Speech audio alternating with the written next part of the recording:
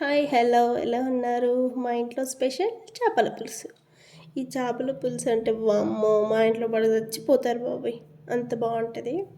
చేపల పులుసు fry already చేసేసాము. దానికి చేపల పులుసుకి ప్రిపేర్ చేస్తున్నాను. ఫస్ట్ వాష్ చేసుకొని అన్ని ఉప్పు, పసుపు, కారం, అల్లం వెల్లుల్లి పేస్ట్ అన్నీ వేసుకొని కొంచెం దాన్ని మ్యాగ్నేట్ చేయండి. సో మంచి ముక్కకి పట్టేలాగా మంచి మిక్స్ చేయండి చేత్తోనే.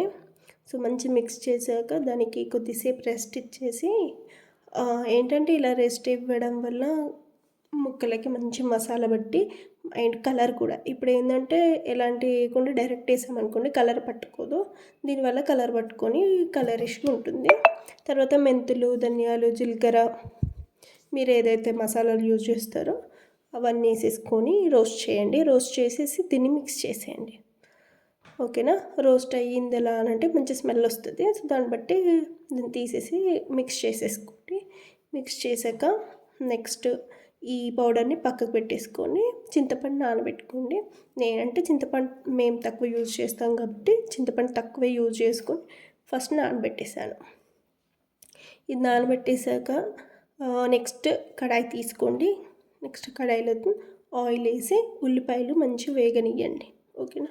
అంటే పచ్చి వాసన వెళ్ళిపోతుంది కదా, సో దాని కొరకని అంటే మళ్ళీ దీన్ని మళ్ళీ తాలింపులో వేసేటప్పుడు మళ్ళీ కొంచెం వేగనిస్తాం, కానీ దీనివల్ల కొంచెం టేస్ట్ అనేది ఎన్హాన్స్ అవుతుంది. దీంట్లో మెయిన్ ఇంగ్రీడియంట్ వచ్చేసి పచ్చి కొబ్బరి కూడా తీసుకోండి, దానివల్ల ఇంకా బాగుంటుంది. ఉల్లిపాయలు ఎప్పుడైతే వేగనిస్తామో అప్పుడే పచ్చి కొబ్బరి కూడా వేసి వేగిస్తే చాలా బాగుంటుంది టేస్ట్. సో దీన్ని బాగా వేగించాక దీన్ని కూడా మిక్స్ చేసేసుకోండి. ఓకేనా? మంచి కలర్కి రావాలి. వేయగానే అంటే ఆయిల్ ఎక్కువ లేకుండా కొంచెం మామూలుగా కలరిష్గా రాగానే తీసేసేయండి. ఓకేనా? దీన్ని పక్కన పెట్టేసుకొని నెక్స్ట్ కడాయి తీసుకోండి.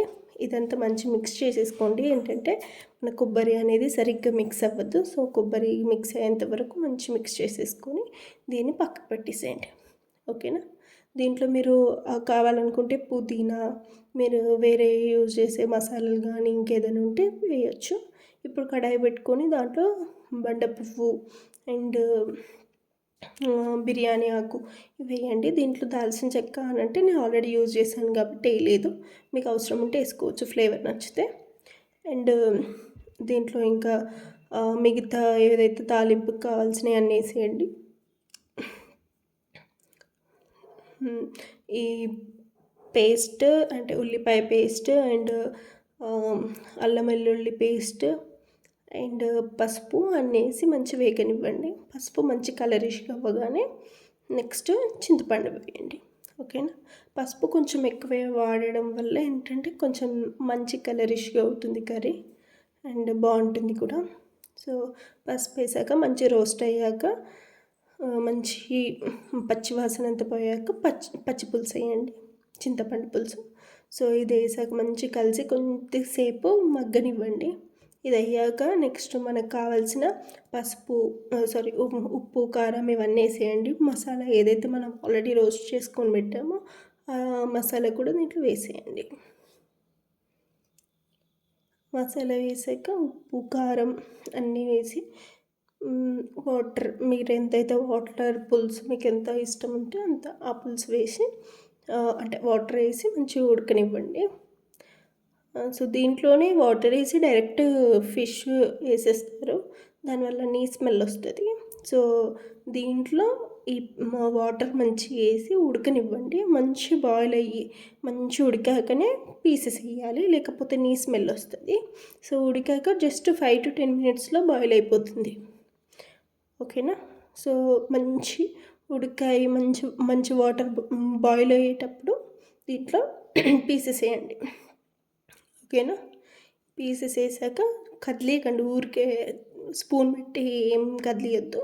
డైరెక్ట్ మూత పెట్టేసి కొద్దిసేపు మగ్గనివ్వాలి. కొత్తిమీర కానీ గార్నిష్కి మీ ఇష్టం, ఇంకా కొత్తిమీర కానీ పుదీనా కానీ ఏదైనా వేసుకోవచ్చు. కొత్తిమీర వేసాక కొద్దిసేపు దాన్ని ఉడకనివ్వండి. తర్వాత నూనె పైనకు వచ్చింది అని అంటే కర్రీ అయిపోయినట్టు. నేను తక్కువ నూనె యూజ్ చేశాను కాబట్టి కొంచెం తక్కువ వచ్చింది. మీ మీ కొలతల్ని బట్టి. ఓకేనా? వీడియో నచ్చితే లైక్ అండ్ షేర్ చేయండి. సబ్స్క్రైబ్ చేయండి. Thank you.